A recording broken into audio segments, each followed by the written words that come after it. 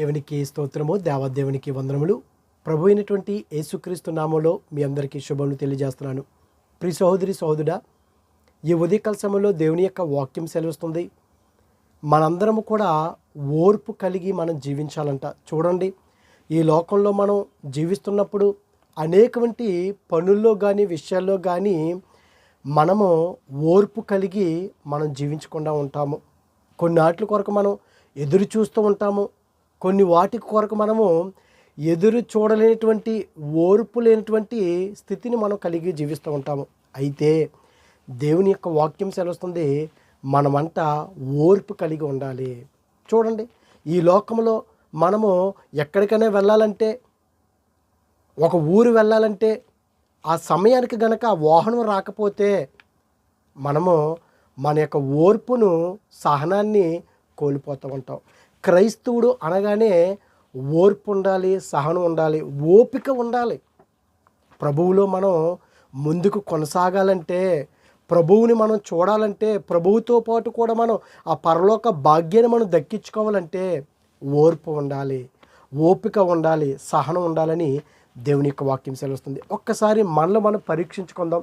అయ్యో, నాకు నిజంగా ఓపిక ఉన్నదా, ఓర్పు ఉన్నదా, సహనం ఉన్నదా? చూడండి, కొంతమంది ఏదైనా చిన్న మాట అంటే చాలు వారు ఇంకా భరించలేరు, ఓపిక ఉండదానికి, సహనం ఉండదు, సహనాన్ని కోల్పోతారో వారు నోటికి వచ్చినట్లుగా మాట్లాడుతూ ఉంటారు. మనం ఎప్పుడు కూడా ఓపికతో మనం ఓర్పు కలిగి ఉండమని దేవుని యొక్క వాక్యం సెలవుస్తుంది. చూడండి, యాకోబు రాసినటువంటి పత్రికలో 5వ అధ్యాయం 7వ వచనంలో చూస్తే, సహోదరులారా, ప్రభువు రాకడ వరకు, చూడండి, ఒక్క దినము లేకపోతే ఒక గంట మనం ఉండలేకపోతున్నాం ఓపికతోటి, ఓర్పుతోటి. దేవుని యొక్క వాక్యం సెలవుస్తుంది, సహోదరులారా, ప్రభువు రాకడ వరకు ఓపిక కలిగి ఉండుడి, చూడుడి. చూడండి, నిజంగా మనలో ఓపిక ఉన్నదా, ఓర్పు ఉన్నదా? ప్రభువు వచ్చే రెండవ రాకడ వరకునంట మనమంట ఓపిక కలిగి ఉండాలంట. బహు తక్కువ మంది అండి చూస్తారు. ఒక రోజు 2 రోజులు చూస్తారు, లేకపోతే నెల రోజులు చూస్తారు, సంవత్సరం చూస్తారు. వారిలో ఓపిక నశించిపోతుంది.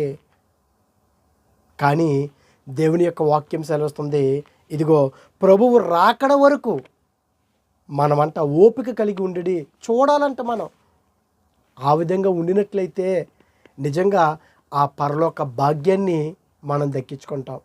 ఒక్కసారి నిజంగా దేవుని యొక్క బిడ్డలుగా మనం ఉంటున్నాం, ఓర్పు ఉంటుందా, ఓపిక ఉంటుందా? ఎదుటివారు ఏదైనా ఒక మాట అంటే మనం సహించుకునేటువంటి ఆ శక్తిని మనం కలిగి ఉంటున్నామా? సహనంతో మనం జీవించగలుగుతున్నామా లేదా? ఒక్కసారి మనల్ని మనం పరీక్షించుకోవాలని దేవుని యొక్క వాక్యం చదువుతుంది. రోమీలకు రాసినటువంటి పత్రికలో 12వ అధ్యాయము 12వ వచనంలో చూస్తే, శ్రమయందు ఓర్పు గలవారే. చూడండి, మనకి ఏదైనా శ్రమ కలిగితే భరించలేము కదా, అసలు మనకు ఓపిక ఉండదు. ఆ శ్రమ ఇమీడియట్గా వెళ్ళిపోవాలి అని మనం అనుకుంటాం. చూడండి, బైబిల్ గ్రంథంలో అనేక మంది ఉన్నారు. నిజంగా అనేక సార్లు మనం చెప్పుకున్నాం, అనేక బోధకుల ద్వారా మనం విన్నాము. చూడండి, ఆ యొక్క బెత్సెబా అనే యొక్క కోనేటి దగ్గర దాదాపుగా 38 సంవత్సరాల నుంచి ఎదురు చూస్తున్నాడు ఆ యొక్క వ్యక్తి. అంటే ఎంత ఓపిక కలిగి ఉన్నాడు చూడండి, ఓర్పు కలిగి ఉన్నాడు. మనమైతే కనుక, అయ్యో, నేను ఇంకా నా యొక్క జీవితము మారట్లేదు, నా బ్రతుకు మారట్లేదు, నేను ఇంకా నశించిపోవాలి, నేను ఎందుకు ఇంకా బ్రతకటం అని మనం నానా రకాలుగా మాట్లాడుకుంటామో, ఆలోచిస్తూ ఉంటాము. నేను ఇంకెందుకు ఇంకా జీవించటం అనుకుంటాం. ఇప్పుడు ఈ సోదరి సోదరుడా, 38 సంవత్సరాల నుంచి ఇదిగో పక్షవాయువుతో ఉన్నటువంటి ఆ యొక్క వ్యక్తి ఈరోజు కాదు, రేపు, లేకపోతే ఈ సంవత్సరం కాదు, వచ్చే సంవత్సరం ఎప్పటికైనా సరే నేను స్వస్థపరచబడతాను, నేను స్వస్థపరచబడతాను అని ఒక నమ్మకంతోటి, ఒక ఓర్పుతోటి, సహనంతోటి, ఓపిక కలిగి ఎదురు చూస్తున్నాడండి. ఎదురు చూశాడు దాదాపుగా 38 సంవత్సరములో. ప్రియ సోదరి సోదరుడా, ఇలా చెప్పుకుంటూ పోతే అనేక మంది రోగులు ఉన్నారు కదా. 12 సంవత్సరాలు ఆమె రక్తస్రావం కలిగినటువంటి స్త్రీ, ఇదిగో ఒక ఆమె అయితే నడుము పట్టేసింది 18 సంవత్సరములు. మరి సోదరుడా, మరి మనము దేవుని యొక్క పనిలో మనం ఉంటున్నాం కదా, దేవుని యందు భయభక్తులు కలిగి మనం జీవిస్తున్నాం కదా, దేవుని బిడ్డలుగా మనం పిలువబడుతున్నాం కదా. నీలో ఎంతకాలం నుంచి నువ్వు ఓర్పు కలిగి ఉంటున్నావు, ఓర్పు కలిగి నువ్వు జీవిస్తున్నావో, సహనం కలిగి నువ్వు జీవిస్తున్నావో ఒక్కసారి పరీక్షించుకోవాలి. 38 సంవత్సరాల నుంచి ఓర్పుతో ఉన్నాడంటే ఓపిక, మనలో ఓపిక ఉండదండి, నశించిపోతుంది మనలో ఓపిక. ఇంకా నేను ఇది భరించలేను. ఒక ఉద్యోగం చేస్తున్నటువంటి చోట యజమానుడు ఏదైనా మాట్లాడితే, అయ్యో ఇది నా మంచి కొరకే కదా, సర్లే నా యజమానుడే కదా అని మనం భరించము, ఇష్టాసనగా మాట్లాడతాము, వదిలిపెట్టి వచ్చేస్తాము.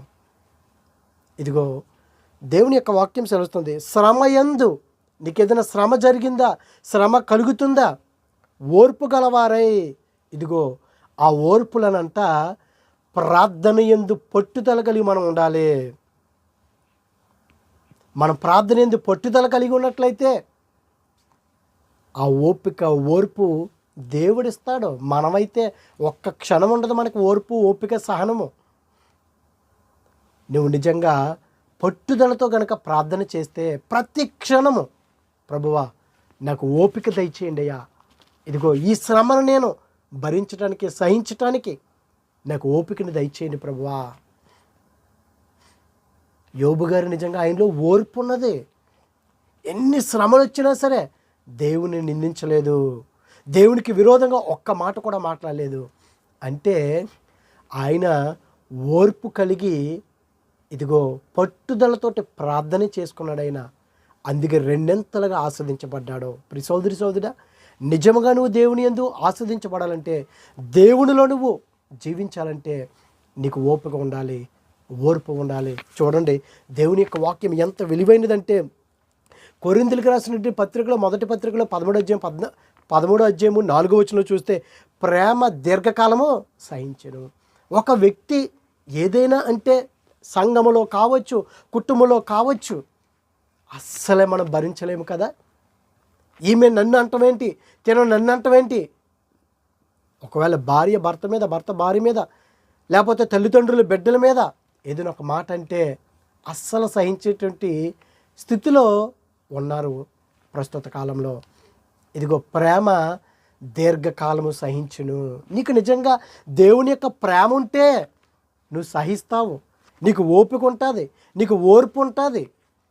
దేవుని యొక్క ప్రేమ గనక నువ్వు కనపరుచుకోకపోతే, నీలో లేకపోతే, నీలో అసలు ఓపిక, ఓర్పు ఉండదు నీకు. నిజమైనటువంటి క్రైస్తవుడు అయితే నీలో ఓపిక, ఓర్పు ఉంటుంది. చూడండి కీర్తనల గ్రంథం 40వ అధ్యాయం 1వ వచనంలో చూస్తే, యెహోవా కొరకు నేను సహనంతో కనిపెట్టుకుని ఉంటిని. కీర్తనకారుడు దావీదు, ఇదిగో నేను యెహోవా కొరకు కనిపెట్టుకుని ఉంటిని. అవును కదా, దావీదు గారికి ఎన్ని శ్రమలండి, ఎన్ని ఇరుకులండి, ఎన్ని ఇబ్బందులు. సొంత కుమారుడే అబ్షలోము తండ్రిని నాశనం చేయాలనుకున్నాడు. చెప్పులు కూడా లేకుండా దావీదు గారు అరణ్యంలోకి పారిపోయాడంటే ఎంత ఓపిక కలిగి. దావీదు గారు తిరగబడలేరా? ఆయనకి బలం లేదా, శక్తి లేదా? ఉంది. ఓపికతోటి, ఓర్పుతోటి ఆయన సహనం కలిగాడు. అందుకని అన్నాడు, ఇదిగో యెహోవా కొరకు, ఇదిగో నేను దేవుని కొరకు నేను ఓపికతోటి, నేను సహనంతోటి కనిపెట్టుకుని ఉంటేని. నేను కూడా దేవుని కొరకు మనం సహనంతో కనిపెట్టుకుని ఉంటున్నామా? ఆ ఓర్పు ఉంటుందా మనలో? ఆ ఓపిక ఉంటుందా లేదా? ఒక్కసారి పరీక్షించుకోవాలి. ప్రియ సోదరుడా, నువ్వు వర్ధిల్లాలంటే, నువ్వు ఆస్వాదించబడాలంటే, ఇదిగో మన పాపములు పరిహరింపబడాలంటే ఇదిగో ఓపిక ఉండాలి. ప్రభువా, నా పాపములన్నీ కూడా నేను ఒప్పుకున్నానయ్యా, నేను పశ్చాత్తాపం పొందుకున్నానయ్యా. ఇదిగో తండ్రి, నీ కొరకు నేను ఎదురు చూస్తున్నానయ్యా, ఓపికతో ఉన్నానయ్యా, ఓర్పుతో నేను జీవిస్తున్నానయ్యా అని నువ్వు నిజంగా దేవుని యొక్క సన్నిధిలో గనక నువ్వు పట్టుదలతో ప్రార్థన చేసుకున్నట్లయితే దేవుడు నీ మొరాలకిస్తాడు. నా ప్రియ సోదరుడా, నా కుమారుడు, నా కుమార్తె ఇదిగో అనేక సంవత్సరం నుంచి ఓపికతో కలిగి ఉన్నాడు, ఓర్పుతో జీవిస్తున్నాడు. ఇదిగో సహనం కలిగి జీవిస్తున్నాడు. నీ పరుపు తీసుకుని వెళ్ళిపో అన్నట్టుగా దేవుడు కూడా మన యొక్క భారాన్ని, మన యొక్క సమస్యని అంత తేలిగ్గా చేస్తాడు. ప్రియ సోదరి సోదరుడా, మనం నమ్మాలి. అందుకే కదా చూడండి, సామెతల గ్రంథం 14:29లో దీర్ఘశాంతము గలవాడు మహావివేకి. అంటే దీర్ఘశాంతము. కొంతమంది చూడండి, ఎన్ని అన్నా సరే వారు పొరపాటును కూడా మాట్లాడరు. దీర్ఘశాంతము మనలో ఉండాలి. అటువంటి వారు మహావివేకి అంట. జ్ఞానము కలిగినటువంటి వారు దీర్ఘశాంతం కలిగి ఉంటారు. మనము కూడా దేవుని యొక్క బిడ్డలుగా మనం జీవిస్తున్నామంటే ఆ దీర్ఘశాంతం మనలో ఉంటుందా? ఎవరైనా ఒక మాట అంటుంటే ఆ మాటకి 10 మాటలు అంటున్నామేమో. ఏది ఎక్కడ? దేవుని యొక్క వాక్యం కనుక మనలో ఉండినట్లయితే, వాక్యానుసారంగా మనం నడుచుకున్నట్లయితే, ఇదిగో ఆ వాక్యమే నీలో ఉండినట్లయితే ఓపిక, ఓర్పు, సహనము మనలో నివసిస్తాయి. అవి నివసించినట్లయితే మనలో ప్రేమ ఉంటుంది. ప్రభువు ఏ విధంగా అయితే నడుచుకున్నాడో మాదిరిగా అదే మాదిరికైనటువంటి జీవితం మనం కూడా జీవించగలుగుతాము. లేకపోతే పేరుకు మాత్రమే క్రైస్తవులుగా జీవిస్తాము, కానీ మనలో ప్రేమ ఉండదు, మనలో ఓపిక ఉండదు, మనలో ఓర్పు ఉండదు, సహనం ఉండదు. చీటికి మాటికి మనం కోప్పడుతూనే ఉంటాము. చీటికి మాటికి మనము సణుగుతూనే ఉంటాము. ఇవన్నీ కూడా పోవాలంటే పట్టుదలతో ప్రార్థన చేస్తే నీకు దేవుడు సహనాన్ని ఇస్తాడు. నీవు సహించేటువంటి ఆ సహనాన్ని, ఓపికను, ఓర్పును దేవుడిస్తాడు. చూడండి, రోమిలికి రాసినటువంటి పత్రికలో 8:25లో మనము చూడని దాని కొరకు నిరీక్షించిన ఎడల. అవును కదా, దేవుని మనం చూసామా? లేదు కదా. ఎందుకంటే దేవుడు ఆత్మై ఉన్నాడు. ఆత్మస్వరూపుడైన ఆయన కొరకు మనం చూడండి, మనము చూడని దాని కొరకు నిరీక్షించిన ఎడల ఓపికతో దాని కొరకు కనిపెట్టుదుము. ఏదైతే నువ్వు చూడలేదు. అవును కదా, దేవుణ్ణి మనం నిజంగా ఎవరిని చూడలేదు, మనం దేవుని చూడలేదు, కానీ వాక్యం ఆయన ఉన్నాడు కనుక వాక్య రూపంలో మనం ఆయన చూస్తున్నాం. నువ్వు నిజంగా గనక ఇదిగో నిరీక్షించినట్లయితే, చూడని దాని కొరకు నువ్వు నిరీక్షించిన ఎడల ఓపికతో దాని కొరకు మనం కనిపెట్టుకుని ఉన్నట్లయితే, ఆయన వచ్చే 2వ రాకడ వరకు, ఆయన వచ్చే పర్యాంతం వరకు ఆ ఓపిక, ఓర్పు నీలో ఉన్నట్లయితే నీవు చూస్తావు ఆ యొక్క ఈవులు, ఆ యొక్క ఆశీర్వాదాలు, దేవుని యొక్క గొప్పతనం. చూడండి, కొలసీలకు రాసినటువంటి పత్రిక 3:12 చూస్తే దేవుని యొక్క వాక్యం తెలుస్తుంది. కాగా దేవుని చేత ఏర్పరచబడిన వారును, పరిశుద్ధులను, ప్రియులనైన వారికి తగినట్లుగా,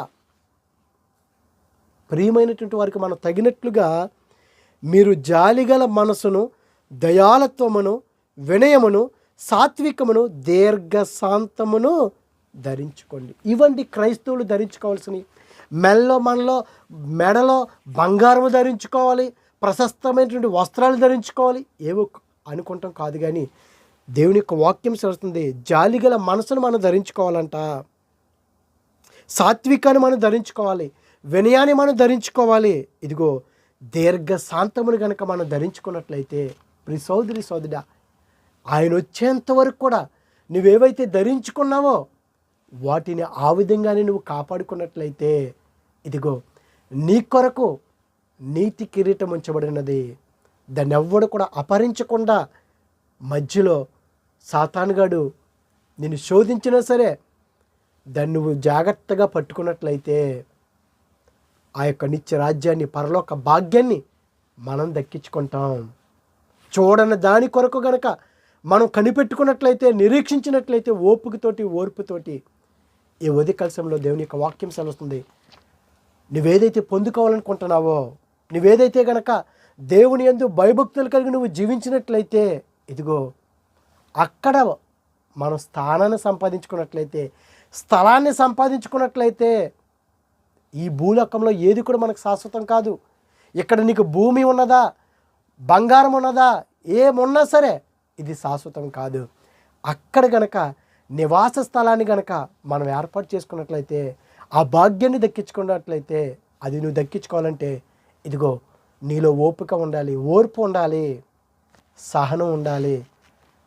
ఆ పట్టుదలతో కనుక నువ్వు ప్రార్థన చేసినట్లయితే, ప్రభువా నాకు నిజంగా నాలో ఓపిక లేదయ్యా, ఓర్పు లేదయ్యా, నేను సహనం నాలో లేదయ్యా, ఎవరైనా ఏదైనా సరే నేను ఇమ్మీడియట్గా నేను రియాక్ట్ అయిపోతున్నానయ్యా, నాకు సహనాన్ని దయచేయలేయా అని ప్రభువుని అడిగినట్లయితే మనుషులు ఎవరు కూడా ఇవ్వలేరు. కనుక ఇదిగో దీర్ఘశాంతాన్ని నువ్వు ధరించుకున్నట్లయితే, ప్రేమను నువ్వు ధరించుకున్నట్లయితే, సాత్వికాన్ని నువ్వు ధరించుకున్నట్లయితే, దయారసాన్ని నువ్వు ధరించుకున్నట్లయితే, ప్రేమను కనుక నువ్వు ధరించుకున్నట్లయితే అవి ఎదుటివారికి కనబడతాయి. ఒక మాదిరికరమైన జీవితాన్ని మనం జీవించగలుగుతాం. అటువంటి కృప దేవుడు మనందరికీ దయచేయను గాక. ఆమేన్. పరిశుద్ధుడా, ప్రేమగల తండ్రి, మహిమగల దేవునికి స్తోత్రములు ప్రభా. ఇదిగో తండ్రి, ఉదయకాల సమయంలో ప్రభా ప్రేమ దీర్ఘకాలం సహించునని సెలవుస్తున్న ప్రభా. ఇదిగో తండ్రి, మేము చూడదానిని కొరకు ప్రభా మేము నిరీక్షణ కలిగి ఓపికతోటి ఓర్పుతోటి మేము కనిపెట్టుకున్నట్లయితే, ఇదిగో ప్రభా 1 రోజు 2 రోజులు 1 రోజులు సంవత్సరం కాదు కానీ ప్రభా నువ్వు వచ్చేంత వరకు కూడా మేము ఓపికతోటి మేము చూసినట్లయితే ప్రభా ఆ ఫలాలు మేము పొందుకుంటామని పట్టుదలతో ప్రభా మేము జీవించినట్లయితే, ప్రార్థన అనుభవం కలిగినట్లయితే, ఇదిగో తండ్రి కీర్తనాకారుడైనటువంటి దావీదు ఓపికతోటి సహనముతోటి నేను యెహోవా కొరకు నేను ఎదురు చూస్తున్నానని సెలవిస్తున్నాడయ్యా. అటువంటి భాగ్యాన్ని మాకు అనుగ్రహించమని, అనారోగ్యం వరకు ఆరోగ్యాలు దయచేయండి, ఇరుకుల్లో ఇబ్బందుల వరకు శోధనల వరకు శాంతి సమాధానం దయచేయమని, నీ కృపలో మమ్మల్ని భద్రపరచమని క్రీస్తు నామములో అడుగుచున్నాం పరమ తండ్రి. Amen, amen. God bless you all.